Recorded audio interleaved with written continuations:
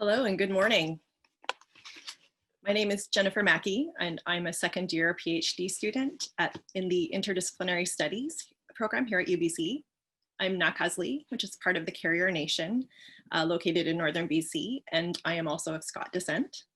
I would like to thank UBC Connects for inviting me to moderate this morning's event and for the honor of introducing our very special guest. Before we begin the program, we acknowledge that UBC's campuses are at Point Grey, Robson Square, and in the Okanagan are situated on the traditional unceded territories of the Musqueam, Squamish, and Tsleil-Waututh peoples, and in the territory of the Syilx Okanagan Nation. I'm speaking to you this morning from Musqueam territory, where I've lived, worked, and studied. Here's a guest for many years, and I give my heartfelt thanks to the Halkha speaking peoples for permitting me to live on their land. Would also like to acknowledge those of you who join us today from many places, near and far, and acknowledge the traditional owners and caretakers of those lands. Today's guest, Justice Edwin Cameron, joins us today to speak as part of the UBC Connects series. UBC Connects is a public lecture series hosted by Professor Santa Ono that features a unique opportunity to connect with some of the world's most esteemed thought leaders to shed light on some of the world's most pressing issues. This event is hosted in partnership with the Peter A. Allard School of Law in celebration of its 75th anniversary. Justice Cameron has kindly agreed to make time to speak at the student event prior to a public event being held later this morning. We look forward to an engaging conversation. Please use the raise hand button located at the bottom of your screen, or you may type in your question in the chat box and I will either call on you, or if you prefer, I can ask the question to Justice Cameron on your behalf. Little bit about Justice Cameron. He retired from the judicial service in August 2019 on the 25th anniversary of his appointment to the bench in South Africa. He served as judge to the High Court, and subsequent appointments include to the Supreme Court of Appeal, and he spent the past 11 years serving in South Africa's highest court, the Constitutional Court. He was educated at Pretoria Boys High School, Stellenbosch University, and at Oxford University as a Rhodes Scholar. He received his LLB from the University of South Africa, earning the Medal for Best Law Graduate. Justice Cameron's law practice included labor, human rights, and criminal. During South Africa's apartheid regime, he defended members of the African National Congress who were charged with treason. And he's been involved in social justice movements in South Africa since the late 1970s, fighting for LGBTI equality and the decriminalization of both sex work and HIV/AIDS. He's written 2 prize-winning memoirs, Witness to AIDS and Justice, a Personal Account. Justice Cameron holds honorary degrees from 6 universities, and since retiring from the bench, he has been elected Chancellor of Stellenbosch University and appointed Judicial Inspector of Correctional Services. Please join me in welcoming Justice Edwin Cameron.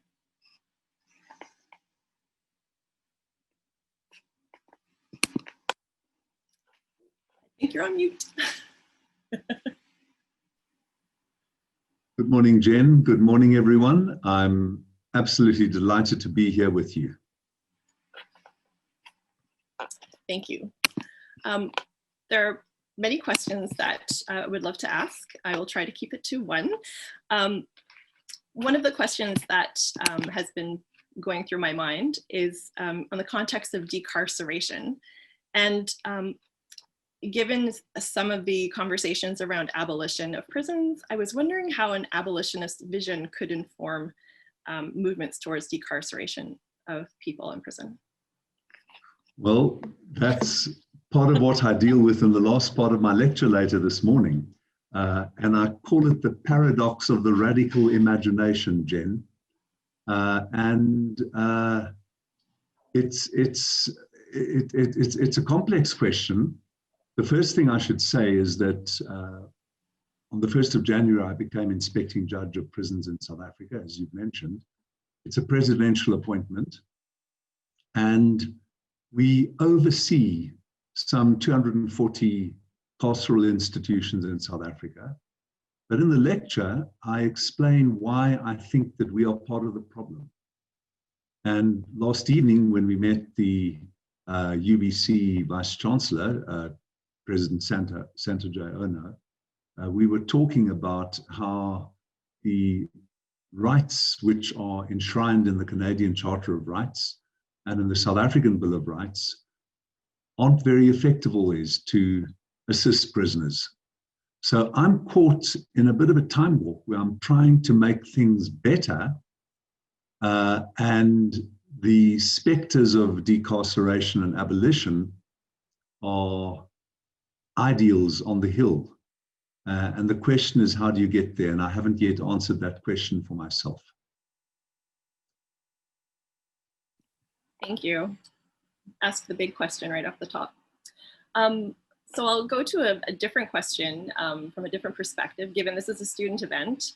I was wondering if you have any thoughts or advice for future lawyers or future people who aren't working in law necessarily, but perhaps working in this area within social justice. But given your career and your social justice work over many decades, I was wondering if you have any thoughts or suggestions or advice on how to maintain perspective and keep going forward. It's a great question, Jen. And the way I answer it for myself is that we're in a rough time in South Africa. We've got a flatlined economy with many people hungry, dispossessed, marginalized, people systemically impoverished.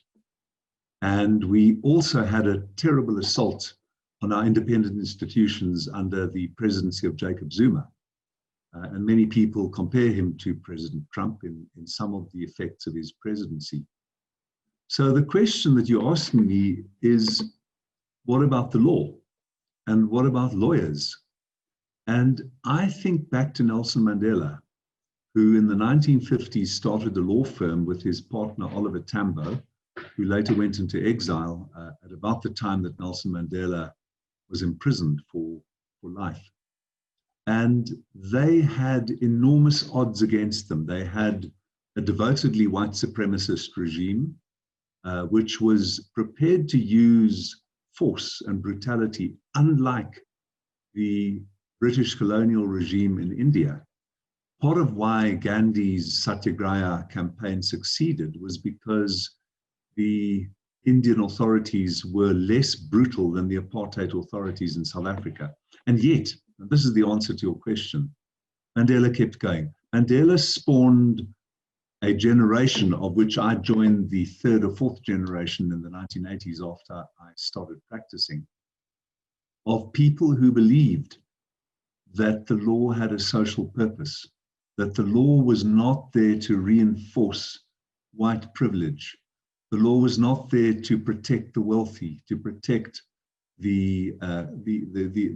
those who had aggregated assets and wealth and privileges for themselves, but that the law has an inherent tendency to fairness and equality, and that these are not just ideological smokescreens. And the result was that there were successive generations of public interest lawyers in South Africa, and very effective public interest law from the mid-1970s, round about the time of the Soweto uprising. And I was at one of the institutions that was founded at that time, the Center for Applied Legal Studies at Wits University in Johannesburg. So it's a long answer to your question, Jen, but if I think of the students here this morning, and I hope that some of them will speak direct, right across your border, 20 kilometers away, you have possibly the world's biggest struggle about the meaning of the law. Is the law there for use by the powerful, to impose the agenda of the powerful on the dispossessed, on the weak, on the vulnerable? And I think that there is an answer to that, and I take a stand on it. I think that the far right in America have had an agenda since 1979 to pack the courts, to pack the Supreme Court, which they've achieved. And I speak out about it. I think this is not a time for judicial restraint or tact. I think it's a hard right, far right, ideological, precast agenda, which does not believe that the law is there to protect the weak and the vulnerable and to secure social justice. I take the opposite view. I think it is. And I want to encourage this, ultimately now to get back to what you asked, I want to encourage young Canadian lawyers, I want to encourage UBC's young law students and graduates to believe that the Canadian Constitution, the Canadian Charter of Rights, the South African Constitution, the American Constitution, despite its travesty of betrayals of people of color, Black people, despite its betrayal of their lives, the fight that has had to be resuscitated since the 25th of May this year, despite all of that, I believe that the law still can have, if we action it, if we have the agency to exercise it, the law can have a beneficial role. Thank you for that answer. And it's inspired a few questions. So I will read some of the questions that have come from the audience. So one of the questions is, as a starter to becoming a human rights advocate, what is your #1 tip for understanding and supporting others?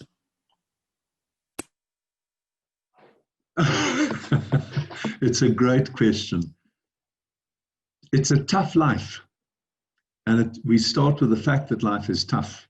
Life is tough even in a beautiful city like Vancouver. It's often cold and miserable, I believe. I've been there only once. And life in a law clinic or in a human rights center is tough. But keep the faith.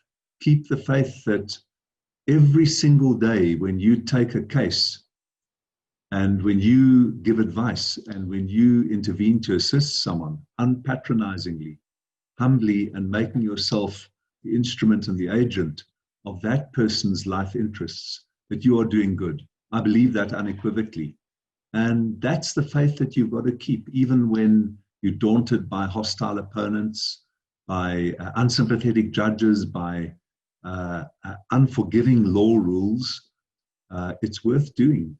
It's worth doing. And we in South Africa and you in Canada have a much better environment than most countries do. In Australia, they've had a constitution for 118 years, but they don't have a Bill of Rights. In America, you have a Supreme Court packed with far-right, agenda-laden ideologues who have allowed personal possession of guns, who've allowed free spending by corporations,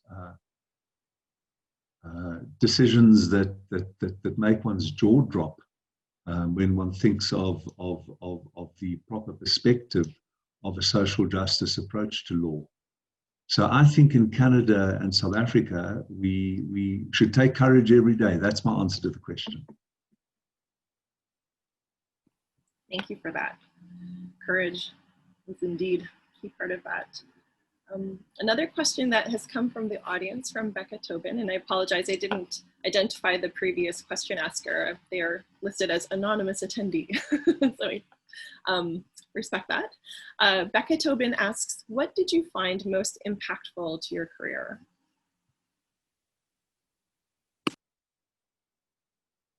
It's a hard one. I grew up white, but poor. And I came from a fractured family, and I spent nearly 5 years in a children's home when I was very young. But my white skin gave me apartheid privileges and got me into an excellent high school, all white, an excellent university, all white. And then I got the Rhodes Scholarship and went to Oxford. At the time I got the Rhodes Scholarship, the first Black South African to be elected to a Rhodes Scholarship was still 2 years away. So I sit here today, Jen, as a bearer of all those privileges, but my poverty made me understand that you need state agency. I went to an excellent high school and excellent university, both state funded. And then the horrifying realization in my adolescence that I was queer. What a monstrous, terrible, awful, shameful self-realization. And it took me a decade and a half to embrace that with joy and pride and exuberance and exultancy. And then after coming out as queer, I became infected with HIV, which is an even more profound stigma. And of course, the stigma of gayness, the stigma of HIV, the stigma of racial discrimination are internalized, and often the internalized force of stigma is more powerful even than external discrimination, enacted stigma, which is discrimination. So those were the things that shaped my life, Jen. Poverty, the privilege of race, the ostracism of realizing as an adolescent that I was gay in a highly homophobic society, and then the calamity of becoming infected with what has probably been the world's most stigmatized disease. Even COVID is nowhere near as stigmatized as HIV still is. So those were the determinants of they were not wished for. I would very much have liked to, I don't wish not to have been queer, but I wish that I could have gained all the wisdom I gained from having HIV without the trauma of falling ill and of being discriminated against and marginalized. So those were the determinants. Some of them very powerful determinants and vectors of privilege, some of them vectors and determinants of marginalization and disempowerment. But of course, I was a male too, Jen. We haven't mentioned my maleness. Here I sit in my cisgenderism, and that was also a powerful privilege, which is also a continuing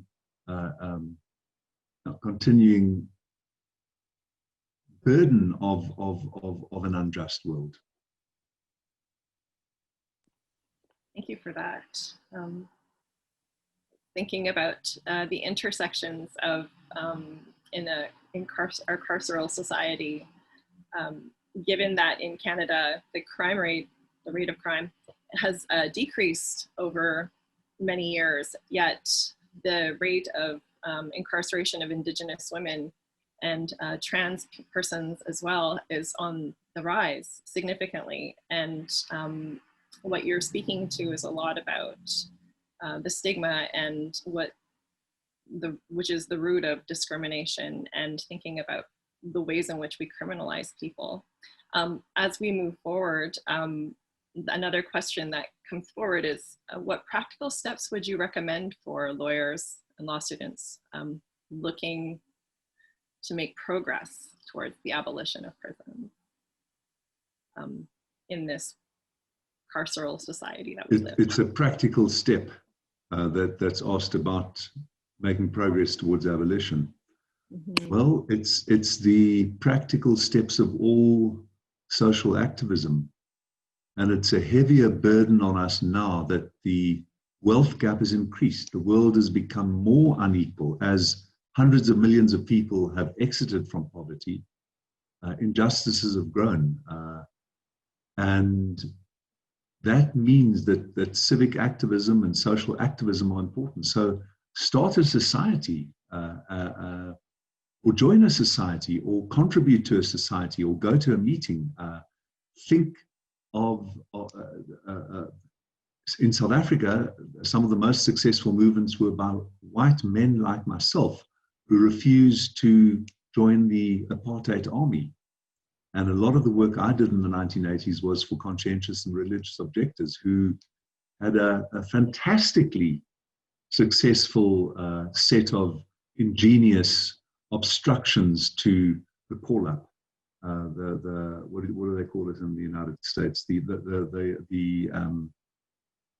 When they enlisted. So what I'm saying is that there is always room for your energy and your ideas. And as you'll see later in my lecture, I end on quite an equivocal note, because I speak about the way that the radical imagination infuses our practical ideas. And maybe that's where a young activist who's interested in the serious project of abolition or decarceration, which is where you started, Jen, maybe that's where your ideas can best take hold. But there's room for them and they need it. And please do that, like they've been begging everyone in the United States these last few weeks to vote. Don't be silent. Don't be inactive. Seize your agency. As a student at UBC, you have unquantifiable privileges and joys. Seize those, embrace them, exult in them, enjoy them. and put them to good use. Agreed. Thank you. Some other questions that have come up. One of them says, you are an inspiring leader for many of us. Who or what do you draw inspiration from? I think what drives me every day is and has for a long time, is the notion that inaction is not an option, and that there is, every single day, there are practical things that you can do that can ease the burden of other people. And I don't mean that in a patronizing or condescending way at all, but in a practical way of joint action. That there are things that you can do with people who may or may not want them in certain ways.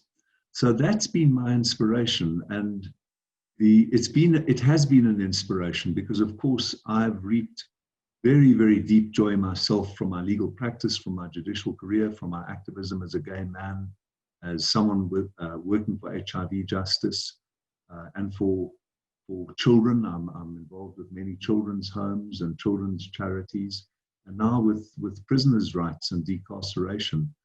So it's a rewarding field, and it's a field that gives back lavishly when you throw yourself into any one of those. Thank you. One of the things I learned recently in Canada is how university courses used to be taught in prisons, and they were removed recently, or in the past 15, 20 years. One of the questions that has come up from the attendees is related to your thoughts, and curious about your thoughts on education and training programs in prison. And are there models around the world that you've seen or that you could share with us that we could use, then go and research on our own, but just to have your thoughts on that? Most definitely. Let me mention a name, which I'm sure you already know, Jen, and Deborah knows, Professor Baz Dreisinger from the City University of New York. B-A-Z is her first name, and Dreisinger, D-R-E-I-S-I-N-G-E-R. She's written a wonderful book called Incarceration Nation, and she's started a worldwide movement called Prison to College Pipeline, P2CP. Yeah. And we're implementing that now. I've had the great pleasure in the last few months of helping to facilitate the first few lectures, which are taking place right now in the prisons not far from where I'm sitting here tonight in South Africa. We're 10 hours ahead of you. So that is exciting to me. But can I say something else, Jen? That last night when we met, or yesterday morning your time when we met the Vice Chancellor, the President of UBC, I think that Senator Pate mentioned the 1996 report by Justice Louise Arbery, and I found that today and I read it. I couldn't find Senator Pate's commentary on it. There's a website that promises you that it'll call up, and then when I clicked through, every time it said, you've made a mistake and this is not available. But what I want to say is that what really shocked me was to read the circumstances that Justice Louise Arbery encountered in the year and a half in which she did women locked up for 23 hours a day, 1 hour out. Well, look at me. That's what I'm dealing with. That's what I'm party to. That's what I'm complicit in as inspecting judge. I didn't think I'd hear about it in Canada, and I didn't think I'd hear about, reading up for this morning's lecture, that there are still some very ghoulish carceral circumstances in Canada. So there's a lot of work for us to do in South Africa, and a lot of work to be done in Canada as well. Yes, this is very true. Thank you for that. I have a question from the chat from Quinn Johnson, who asks, do you believe that our adversarial system is the best way to obtain justice currently recognized in the world? I mean, the corny answer is no, but it's the best of all available systems. And the corny answer holds some element of truth. The clash of truths in a courtroom, the clash of values in a courtroom is one of the great gains, I think, of the rule of law, where there's an impartial arbiter who says, was this truthful? Was this fair? Was that permissible? Which are the big questions of value and of practice in the law. And so I wouldn't throw that away. At the same time, Jen, and your questioner wants to know this, and I agree with the drift of the question. No, we've got to get away from it. It is so stupid. It is so wasteful. It is so enriching of lawyers. It is so perfidiously protracted and gut-wrenchingly, soul-destroyingly useless, the adversariality. So I'm giving a double answer. I'm saying that there's wonderful stuff to be gained, but we need more mediation. We need more conciliation. We need more extrajudicial arbitral tribunals and processes. We need to steer families and partners and corporations and pro bono organizations away from the law. We overrate the law. We overrate the clash of truth and the clash of version in the court of law. Thank you. That's a question that I think of myself as well. So thank you, Quinn, for that. Another question we have is another very large question, I think, to be answered. But what do we need to do to be in a society without prisons? It's a good question. What would that look like, I guess, is the question. It's a question I duck in the last section of my lecture this morning, Jen, because Foucault said he ducked it as well. He was a visionary who would not get down to specifics. He sneered at prison reform. He said it doesn't help to give prisoners chocolates in his Montreal lecture in 1977. And it doesn't help to say you've got to have social justice before you can abolish prisons. So, but I do think that's part of it. I think that what Foucault does and what the decarceration and the abolitionist movement do are that they shake our presuppositions. No, it's not good to think that you can lock up adult men in confined quarters together. And it's mostly men, Jen. I take your point about your doctoral study and about the awful circumstances of women, but I think in South Africa, 98% of incarcerated persons are males. And I think that's about the figure all over the world. Is that true in Canada as well? 95 to 98%? Yeah, maybe? it's probably similar. Yeah, definitely more men than women. So what I'm saying is that there's a unique kind of horror to the prison, which people don't know about.